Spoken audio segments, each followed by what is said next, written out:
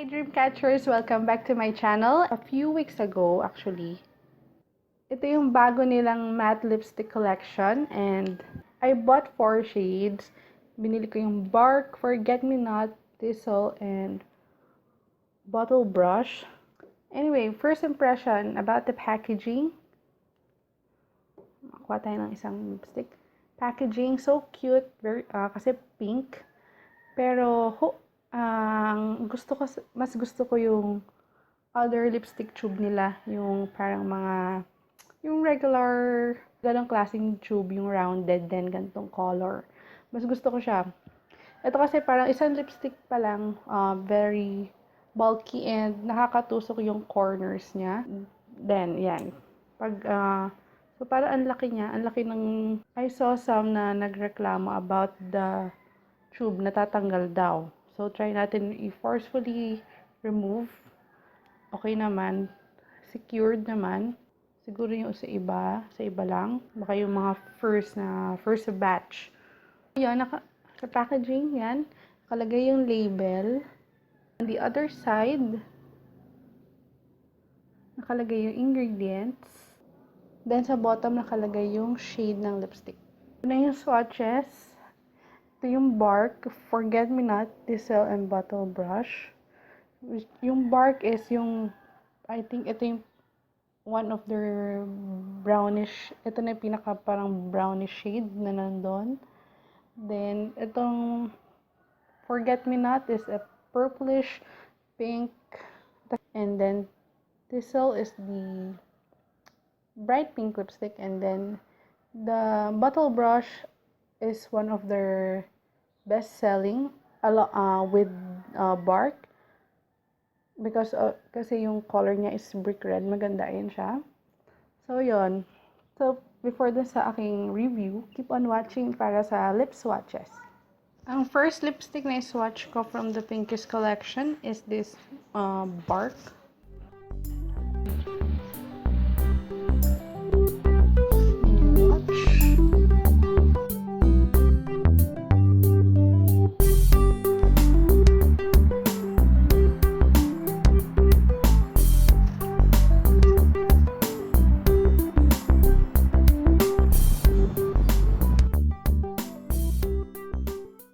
Next shade is Forget Me Not.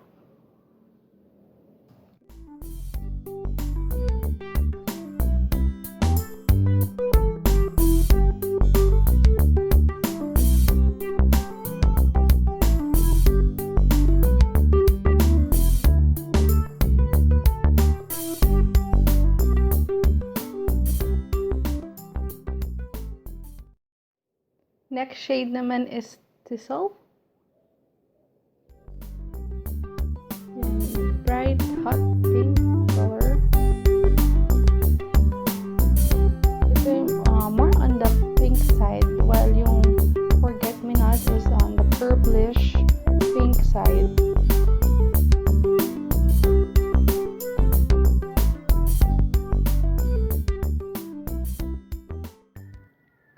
Last but not the least is Bottle Brush.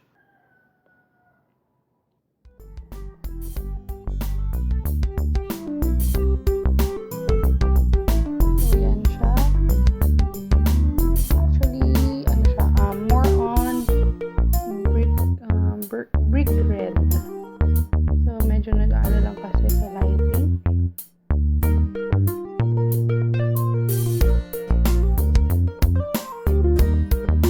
So, yan siya. Ganda ng pagka-red niya. Super love it. Very warm red. Brick red kasi. Very powerful.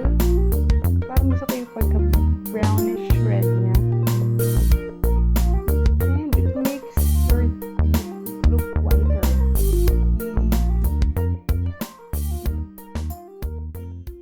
So, ayun na nga yung mga lip swatches ko and also yung itong swatches niya dito.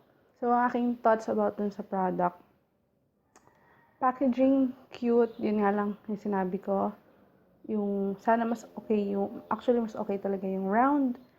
Medyo bulky kasi tignan. But I love na nandito na yung ingredients.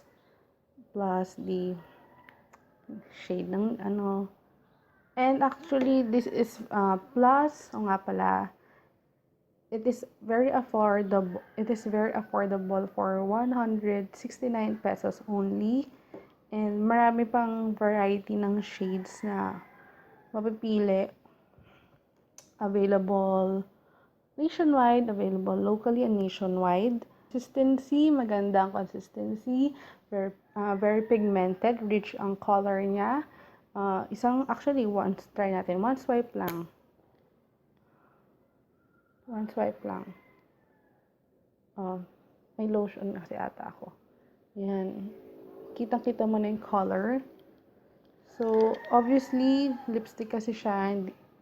This is not kiss-proof or smudge-proof, transfer-proof. Transfer-proof.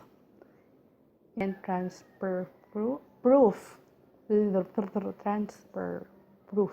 So, yan. Ito. Transfer test. Yan. Very minimal naman. Unless na lang yung gagaling mo, diba?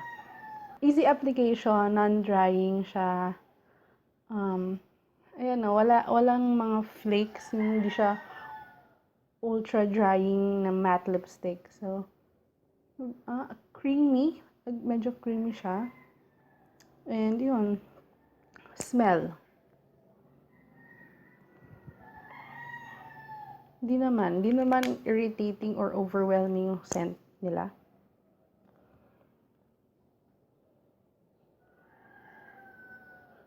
Hindi naman amoy pintura or anything. Yan, syempre, drugstore, no? So, yan. Yun ang aking thoughts. Long-lasting siya. Syempre, nag-fade out lang siya if eating, drinking. Yun naman. Usually naman sa lipsticks yon. So, ayun. Hopefully, naging helpful yung swatches, review. Baka magustuhan nyo. Thanks guys for watching. Please don't forget to subscribe to my channel here. And follow me on my Facebook, Dreamcatcher, Twitter, Instagram, Snapchat. All is Karen Elise Escobar. And yes, see you on my next video. Bye bye guys.